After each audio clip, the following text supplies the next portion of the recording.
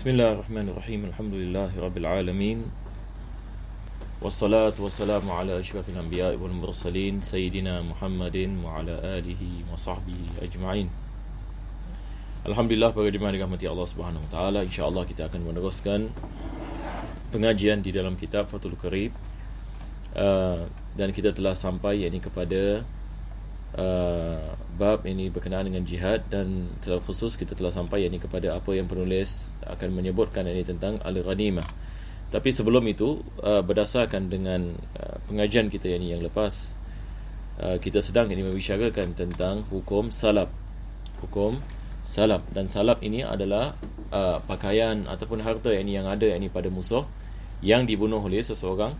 Kalau sekiranya dia melakukan pembunuhan yang tersebut dalam medan pertempuran, dan musuh tersebut merupakan seseorang yang dapat mengenakan kita mengatakan kemudaratan kepada tentera Islam, dan datang seseorang dan membunuhnya dan meletakkan dirinya dalam bahaya, maka ini yang penulis mengatakan man qatala qatilan u'tiya salabahu, maka dia akan diberikan salabnya. Ini yang kita membicarakan pada minggu yang lepas. Maka penulis memberikan beberapa misal seperti miqwadud dabbah, as-siwar, at-tawq, al-mantiqah. Ini semua adalah daripada jenis pakaian yang ada pada musuh. Tapi cuma zaman sekarang jenis pakaian peperangan berbeza dengan zaman dahulu. Penulis membicarakan tentang kebiasaan tentera pada zaman dahulu memakai. Kalau kita lihat tentera zaman dahulu, mereka biasa pakai baju besi, mereka ada pedang, anak panah dan sebagainya. Ini semua adalah daripada makna salab. Tapi zaman sekarang tidak ada orang melakukan peperangan dengan benda-benda seperti ini. Maka sekarang boleh kita membicarakan tentang misalnya tembak, begitu juga dengan pisau, begitu juga dengan vest, bulletproof vest dan helmet dan boots. Ini semua adalah daripada makna salab. Jadi insya-Allah kita akan meneruskan daripada sini. Penulis mengatakan wal ghanimatu. Jadi kita telah sampai pada bahagian ini. Wal ghanimatu luratan ma'khudhatun minal ghunmi. Jadi kita akan membicarakan tentang ghanimah, walaupun saya rasa minggu lepas saya ada membicarakan sedikit tentang ghanimah. Ghanimah ini asal perkataan dalam segi bahasa, penulis mengatakan dia daripada perkataan ghunm. Al-ghunmu. Ini ghunmi yang disebabkan huruf jar. Wa huwa ar-ribhu. Ribah dalam bahasa Arab maksudnya keuntungan. Dari asal perkataan ghanimah, dia membawa makna keuntungan. Tetapi dalam segi syarak, penulis mengatakan wa syar'an al-malul hasilu lil muslimin min kuffari ahli harbin biqitalin wa ijafi khailin aw ibilin. Ini adalah ta'rifnya. Jadi dia adalah al-mal al-hasil, harta yang hasil dan didapati bagi orang Islam dalam memerangi orang yang bukan Islam, biqitalin, dengan peperangan. Maksudnya di sini adalah berlaku peperangan di antara orang Islam dengan orang yang bukan Islam. Maka harta yang didapati daripada peperangan seperti ini yang dimasukkan dengan al-ghanimah. Jadi biqitalin au ijafi khailin awil ibil. Dengan berlakunya peperangan, dan berlakunya pergolakan dengan menggunakan kuda ataupun unta. Ini pada zaman dahulu. Pada zaman sekarang peperangan zaman sekarang tidak menggunakan kuda ataupun unta, menggunakan tank dan kita mengatakan kapal terbang dan sebagainya. Kalau sekiranya ada berlaku pergerakan seperti ini dan peperangan, maka baru kita mengatakan ini adalah ghanimah. Kalau sekiranya harta peperangan hasil daripada peperangan seperti ini. Tetapi kalau sekiranya tidak ada peperangan, maksudnya musuh meninggalkan medan pertempuran dan meninggalkan harta, ini dikenali sebagai al-fai. Ini akan datang insya-Allah. Jadi di sini penulis dia akan membezakan di antara al-ghanimah dengan al-fai. Jadi beliau memulakan dengan membicarakan tentang ghanimah setelah beliau membicarakan tentang salab. Jadi salab seperti mana kita mengetahui, kalau sekiranya seseorang itu membunuh musuh dalam medan pertempuran, dia berhak untuk mendapati apa yang ada pada badan musuh yang dibunuhnya. Tapi dengan syarat-syaratnya seperti mana kita mengatakan pada minggu yang lepas. Jadi sekarang kita meneruskan. Beliau mengatakan wa kharaja bi ahli al-harbi al-malul hasi minal murtadin. Keluar daripada definisi kalau sekiranya harta tersebut bukan daripada peperangan tetapi daripada orang yang murtad. Orang murtad ini kalau sekiranya dia murtad dan dia meninggal dunia, hartanya diberikan yakni kepada maslahat yakni kaum muslimin. Tetapi ini mengambil hukum fai. Dia ambil hukum fai. Fai yakni kita akan bicarakan selepas ini. Tetapi dia bukan yakni ghanimah, sebab dia bukan yakni berdasarkan dengan peperangan. Tetapi yakni dia diambil oleh orang apabila orang seseorang itu yang murtad, apabila yakni dia meninggal dunia sebagai misal. Selepas itu penulis mengatakan wa tuqsamul ghanimatu ba'da dzalika. Sekarang penulis akan membicarakan tentang pembahagian harta peperangan. Bagaimana kita nak membagikan ghanimah? Bagaimana kita nak membagi-bagikan harta peperangan ini, al-ghanimah? Maka beliau mengatakan ai ba'da ikhrajis salabi minha, apabila kita keluarkan semua harta salab, sebab harta salab diberikan kepada orang yang melakukan pembunuhan. Jadi setelah kita keluarkan semua salab, apa yang baki kita bagi kepada 5 bahagian. Ini yang dimaksudkan dengan khumus. Khumus yang ni 1/5. Yang ni khamsati akhmas, yang 5/5. Maksudnya kita bagi harta ini kepada 5 bahagian. Fa yu'ta arba'atu akhmasiha min iqarin wa manqulin liman syahida al-waq'ata. 4 daripada 5 bahagian ini diberikan kepada orang yang melakukan peperangan, yakni orang yang participate di dalam ini peperangan itu. Jadi penulis membagikan misal harta min iqarin wa manqul, sama ada harta dalam segi tanah. Cuba bayangkan yakni tentera Islam ini misalan dia keluar ini berperang dan dia menakluk tanah negeri. Maka harta yakni tanah yakni tersebut dibagi-bagikan. Harta yakni tanah tersebut yakni dibagi-bagikan. Begitu juga dengan manqul. Manqul adalah benda-benda yang dapat diangkat. Jadi sama ada harta itu dalam segi tanah ataupun harta itu dalam segi barangan. Dalam segi barangan yang didapati daripada peperangan. Jadi 5 bahagian ini 4/5 4/5 dalam bahasa English. 4 daripada 5 bahagian ini diberikan kepada mereka-mereka yang menghadiri peperangan. Ini yang dimaksudkan liman hadara al-waqa'ata. Al-waqa'ah ini di sini maksudnya menghadiri peperangan. Peperangan yang dimaksudkan dengan waqa'ah. Minal ghanimina biniyatil qital. Jadi diberikan kepada al-ghanimin, mereka-mereka yang berhak mendapatkan ghanimah dengan niat dengan syarat yakni mereka ada niat yakni untuk berperang. Tapi kalau sekiranya mereka tidak ada niat yakni keluar untuk berperang, tapi kebetulan ini setelah habis peperangan mereka ada di situ, ini tidak diberikan harta yakni peperangan. Tapi jadi dengan syarat adalah dia menyertainya. Dia menyertai yakni peperangan tersebut. Wa in lam yuqatil ma'al jaish, walaupun yakni dia tidak yakni berperang, ini maksudnya dia tidak yakni membunuh orang ke ataupun yakni dia tidak melakukan apa-apa dalam peperangan, tetapi dia menghadirinya dengan niat yakni memerangi. Dia menghadiri yakni peperangan dengan niat memerangi. Mungkin saya memberikan misal satu orang ini misalan dia ikut tentera. Selepas itu berlaku peperangan, tapi dia kat belakang. Belum sempat ini nak ke depan dah menang dah peperangan. Dah habis dah peperangan. Taib ini dia tidak melakukan apa-apa. Ini maksudnya dia hanya hadir, tapi disebabkan yakni tentera ramai dan sebagainya, dia tidak melakukan apa-apa, akan tetapi dia menghadiri medan pertempuran dengan niat yakni untuk berperang. Adakah dia berhak ini mendapatkan harta peperangan?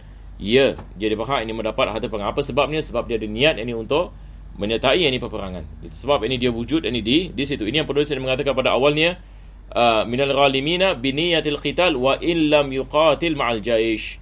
Walaupun ini dia tidak memerangi dalam ini medan ini pertempuran. Wa kadza man hadara la biniyatil qital wa qatala fil adhar. Bagaimana dengan terbalik pula kalau sekiranya dia tak ada niat untuk berperang, tetapi dia berperang.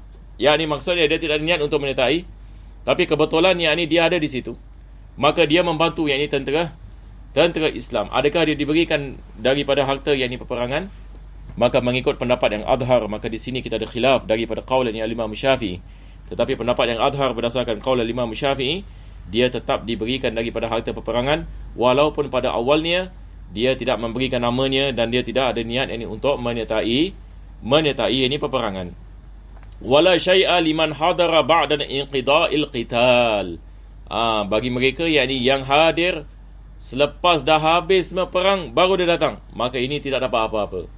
Ini tidak dapat apa-apa. Jadi di sini penulis ini mengajarkan kepada kita, sama ada seseorang itu ada niat ini untuk berperang, dia diberikan niat harta peperangan walaupun dia tidak berperang.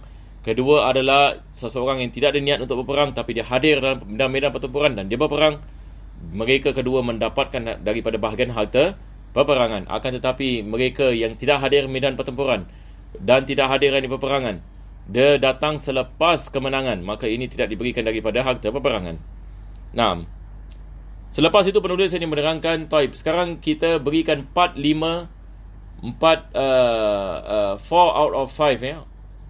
4 out of 5 ini bahagian. 4 daripada 5 bahagian ini kita memberikan kepada mereka-mereka yang liman hadaral waqa'ah, yang menghadiri peperangan. Jadi kita ada banyak yang ini harta. Ini sebagai misal. Bagaimana kita nak bagi-bagikan? Sebab kalau zaman dahulu misalan, zaman dahulu mereka berperang, ada naik kuda, ada yang berjalan. Jadi berbeza-beza. Jadi bagaimana sang imam nak membagi-bagikan harta peperangan yang ini mengikut kepada yakni keadaan yang berbeza ini. Maka di sini penulis ini mengatakan wa yu'ta lil farisil hadir waqa'ata wa huwa min ahli al-qital bi farasin muhayya'in lil qitali alayhi sawa'un qatala am la salasatu ashum. Jadi bagi orang yang faris, maksudnya dia menaiki kuda. Dia menaiki yakni kuda dan dia ada perkakas-perkakas yakni peperangan yang digunakan yakni di dalam yakni medan yakni pertempuran, maka dia diberikan 3 bahagian. Dia diberikan 3 bahagian. Salah satu ashum. Dia diberikan 3 bahagian. Kenapa dia diberikan 3 bahagian? Sebab dia apabila menaiki yakni kuda, menaiki yakni tunggangan yakni seperti ini, dia dapat mendatangkan kerosakan yakni yang lebih. Dia dapat mendatangkan yakni bahaya yang lebih kepada musuh daripada seseorang yang berjalan kaki. Sebab orang yang menaiki kuda dia dapat bergerak ini dengan cepat. Maka dia diberikan 3 yakni bahagian yakni daripada 3 bahagian daripada harta yakni peperangan.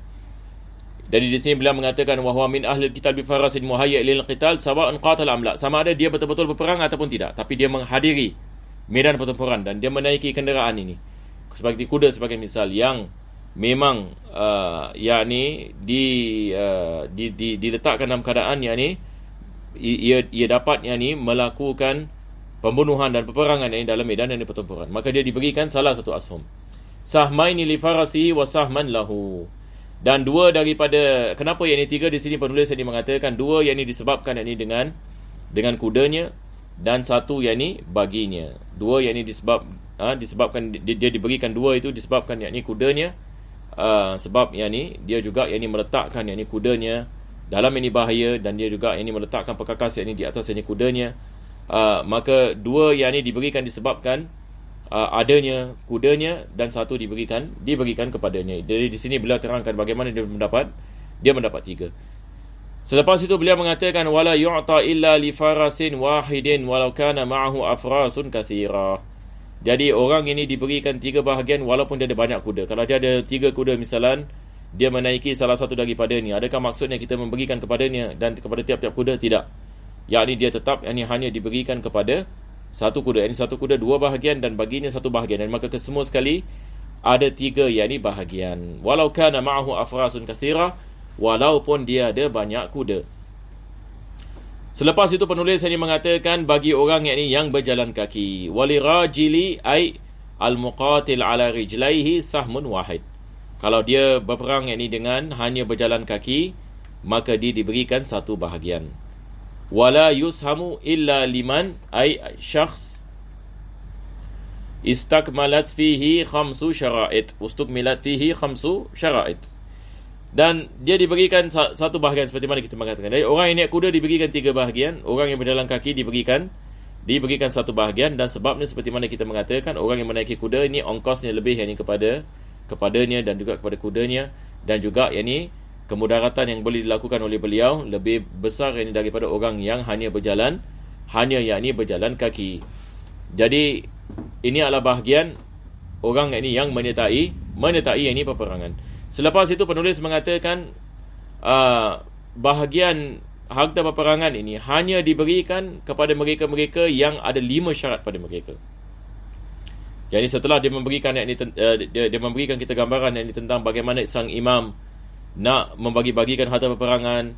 Dia bagikan harta kepada 5 bahagian setelah harta salab. Selepas itu 4 daripada 5 bahagian ini diberikan kepada mereka yang menghadiri peperangan, yang menaiki kuda ataupun yang menaiki kenderaan. Diberikan 3 bahagian, yang berjalan kaki yang ini diberikan yang ini satu bahagian. Selepas itu dia mengatakan semua ini kalau sekiranya mereka ada beberapa syarat, 5 syarat yang ini yang wujud pada mereka, baru mereka boleh mendapat bahagian mereka daripada harta peperangan. Jadi apakah 5 syarat tersebut? Pertama sekali, dia mesti agama Islam. Tapi kalau dia bukan agama Islam, nanti penulis akan mengatakan akan diberikan ghadah. Dalam bahasa Arab kita panggil ghadah. Nanti penulis akan syarahkan. Tapi ghanimah, orang yang bukan Islam tidak mendapat ini ghanimah. Ini kita membicarakan kalau sekiranya ada orang yang bukan Islam menyertai ini peperangan, menyertai jihad, maka dia tidak mendapat daripada harta ghanimah, tetapi hakim boleh memberikannya sebahagian daripada ghanimah, yakni yang dikenali sebagai ar-radah. Nanti ikut akan yang ini disyarahkan. Jadi syarat pertama adalah al-Islam. Tamam? Yang kedua adalah al-bulur, maka ghanimah yang ini tidak diberikan yang ini kepada mereka-mereka yang belum baligh. Maka kanak-kanak ini yang ada yang dalam medan ini pertempuran yang ini tidak diberikan. Sebab ini kanak-kanak ini apakah yang boleh dapat mereka melakukan dalam ini peperangan kalau sekiranya mereka belum baligh. Beza kalau sekiranya dia sudah baligh, maka dia mampu yakni melakukan ini sesuatu manfaat ini bagi tentera Islam. Yang ketiga, dia mesti berakal. Kalau sekiranya gila, yakni tidak mendapat daripada harta ghanimah. Yang keempat adalah huriyah, dia mesti yakni orang yang merdeka, bukan yakni hamba. Yang kelima, zukuriyah, dia mesti lelaki dan bukan yakni wanita. Fa in ikhtalla syartun min dhalika radakha lahu wa lam yusam lahu. Maka di sini penulis mengatakan kalau salah satu daripada syarat tidak wujud, maka dia diberikan ini perkataannya radakh, ra dad dengan kha, ai liman ikhtalla fihi syart imma likaunihi saghiran aw majnunan aw raqiqan aw untha aw dhimmiyan. Jadi sama ada seseorang itu dia bukan Islam, ataupun dia gila, ataupun dia merdeka, ataupun dia seorang wanita, ataupun kafir dhimmi, maka mereka diberikan radah. Yani mereka diberikan sesuatu daripada harta, tetapi bukan yang ghanimah, tetapi sebahagian yang daripada ghanimah yang dikenali sebagai ar-radah. Nanti beliau akan syarahkan yang ini berapa banyak ini radah. Selepas itu beliau mengatakan wal radhu. Ini beliau terangkan luratan al-ata'ul qalil. Dalam segi bahasa dia ada pemberian yang sedikit. Akan tetapi dalam segi makna syarak, syai'un duna sahmin yu'ta lirajili, dia adalah sesuatu yang tak sampai kepada satu bahagian. Tadi kita mengatakan orang yang berperang dengan berjalan kaki, dia mendapat satu bahagian. Jadi ghadah ini dia adalah harta yang kurang daripada bahagian sahm, bahagian yang diberikan kepada mereka yang menyertai peperangan. Ini adalah yang dimaksudkan dengan ghadah. Dan ini balik kepada ijtihad sang hakim, daripada ijtihad ini sang imam, berapa banyak kita nak beri kepada orang ini. Wanita menyertai peperangan, bagaimana kita nak memberikan kepada wanita ini harta peperangan, maka dia balik ini kepada radah, dan dia mesti kurang ini daripada satu bahagian. Ini yang penulis mengatakan wa yajtahidul imamu fi qadri radhi bihasabi ra'yihi, dan imam melakukan ijtihad berkenaan dengan berapa banyak ini radah ini berdasarkan ini dengan pendapatnya. Fayazidul muqatila ala ghairihi. Jadi apabila dia memberikan perkara ini radah, dia memberikan orang yang berperang lebih daripada yang tak berperang. Ini yang dimengatakan yazid al-muqatil. Kalau dia seseorang itu walaupun bukan Islam, misalnya dia membantu ini orang Islam dan dia berperang di medan ini pertempuran, jadi sang imam ini memberikan kepadanya lebih sedikit daripada seseorang yang tidak melakukan peperangan sangat. Yakni seperti wanita ini sebagai misal. Wal aktsar qitalan 'alal aqal qitalan. Jadi lebih banyak ini yang lebih banyak ini berperang mendapatkan bahagian yang lebih daripada radah, daripada golongan yang tidak berperang. Wa mahallu radhi al-akhmasul arba'ah. Jadi ini radah ini kita ambil daripada mana? Maka di sini kita ada sedikit khilaf, tapi pendapat yang mu'tamad dalam mazhab dia diambil daripada 4-5 yakni harta ghanimah. Yang tadi kita mengatakan harta ghanimah dia terbagi kepada 5 bahagian. Jadi 4 daripada 5 ini diberikan kepada mereka yang menyertai peperangan. Maka radah ini dia ambil daripada sini. Radah yang ini diambil daripada 4 ini ke 5. Ini mengikut ini pada pendapat yang azhar. Wa thani mahalluhu aslul ghanimah. Ada yang ni pendapat yang ni mengatakan dia diambil daripada asal ghanimah, yakni daripada kesemua yakni ghanimah 5/5. Maka kita sebahagian daripada asal yakni ghanimah, maka kita mengambil sebahagian yakni daripadanya apa kita mengatakan sebagai ghadah untuk diberikan kepada mereka yang tidak mendapatkan syarat harta yakni peperangan. Selepas itu penulis ini mengatakan wa yuqsamul khamsul baqi ba'dal akhmasil arba'ah ala khamsati ashum. Selepas itu, setelah kita memberikan 4/5 bahagian ini kepada orang yang hadiri peperangan dan ghadah dan sebagainya, maka baki berapa? Baki 1 bahagian daripada 5. Ini kita panggil khumus. Khumus ini dia adalah 1/5. Jadi harta khumus setelah kita memberikan arba'atul akhmas, 4/5 kita telah memberikan, baru baki yakni 1/5. Sekarang bagaimana kita nak membagi-bagikan 1/5? Maka 1/5 ini kita bagikan kepada lagi 5 bahagian. Jadi dia 1/5, lepas itu kita bagikan 1/5 ini kepada 5 bahagian. Ini dimasukkan dengan khumus. Ini yang penulis tadi mengatakan ala khamsati ashum. Dia terbagi kepada 5 bahagian. Maka yang pertama beliau mengatakan sahmun minhu li Rasulillah sallallahu alaihi wasallam wa huwa alladhi kana lahu fi hayatihi. 1/5 yakni diberikan kepada Nabi Muhammad sallallahu alaihi wasallam. Ini adalah perkara kalau ia berkenaan dengan keadaan yang mana Nabi hidup pada ketika itu, maka dia diberikan kepada Nabi sallallahu alaihi wasallam. Tetapi bagaimana sekarang, zaman sekarang Nabi sallallahu alaihi wasallam ini telah wafat, yusrafu ba'dahu lil masalihil muta'alliqati bil muslimin. Maka baki yakni 1/5 daripada khumus ini zaman sekarang yakni yang mana Nabi sudah meninggal dunia, kita memberikan yakni kepada maslahat yakni orang Islam, yakni maslahat yakni orang Islam.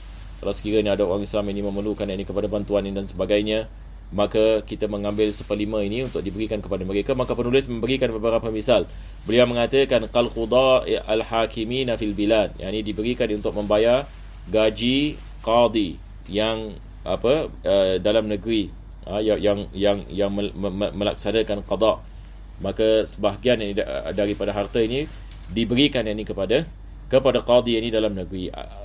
Amma qudatul askar fayurzaquna minal akhmasil arba'ah. Tapi kalau qadi itu daripada tentera, maka dia boleh diberikan daripada 4/5 ghanimah yang kita membicarakan tadi, sebab dia dikirakan daripada mereka yang menghadiri pertempuran. Tetapi 1/5 bagi mereka-mereka yang tidak menghadiri pertempuran, yang memberikan manfaat ini kepada kaum muslimin, maka diberikan kepada mereka.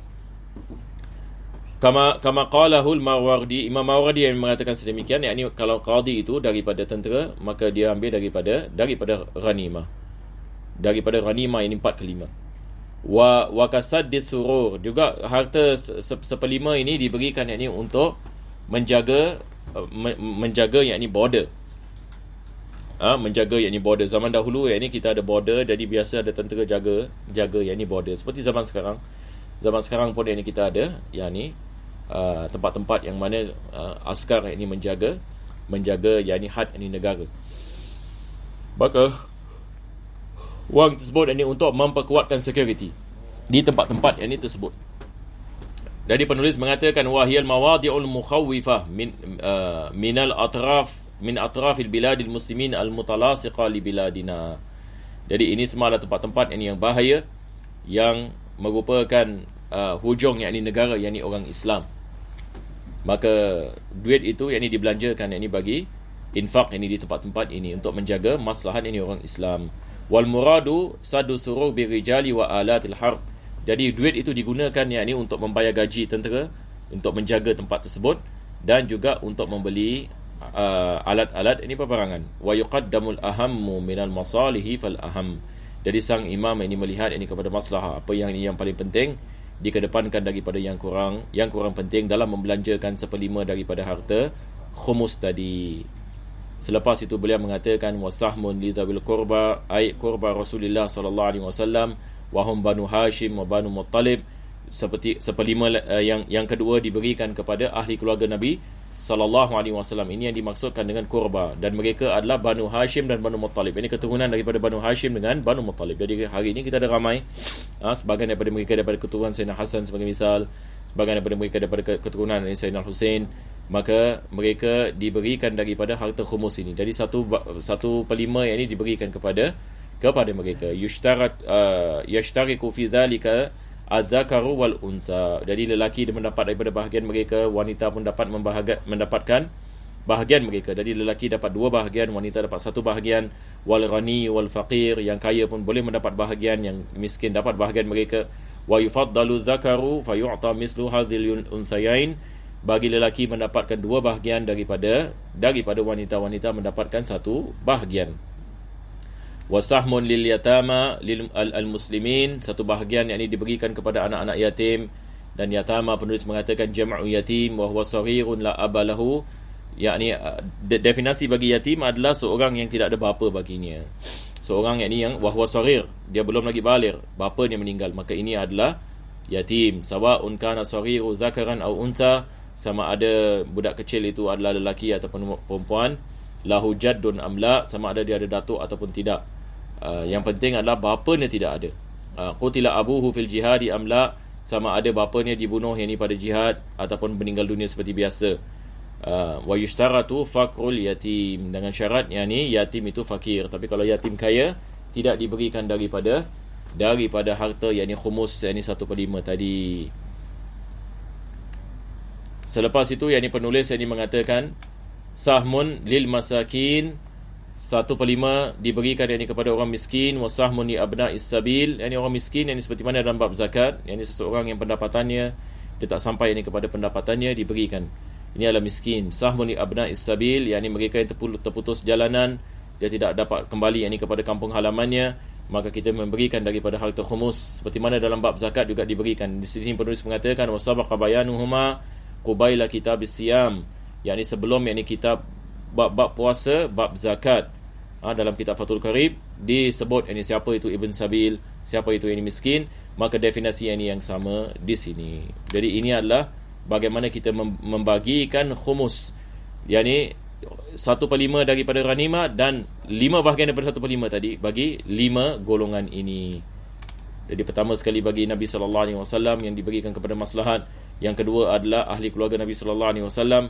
Yang ketiga adalah anak-anak yatim. Yang keempat adalah miskin. Yang kelima adalah ibn sabil. Jadi ini adalah 5 bahagian. Selepas itu penulis ini mengatakan faslun fi qismil fai' ala mustahiqih. Seterusnya adalah berkenaan dengan al-fai'. Al-fai' nanti insya-Allah kita akan tangguhkan pada minggu yang akan datang. Kita berhenti ini di sini. Mudah-mudahan Allah Subhanahu wa taala memberkati kita semua. Alhamdulillahirabbil alamin. Allahumma shalli ala sayyidina Muhammad wa ala ali sayyidina Muhammad. Rabbana atina fid dunya hasanah wa fil akhirati hasanah wa qina adzabannar. Sallallahu ala sayyidina Muhammadin wa ala alihi wa sahbihi wa sallam. Walhamdulillahi rabbil alamin.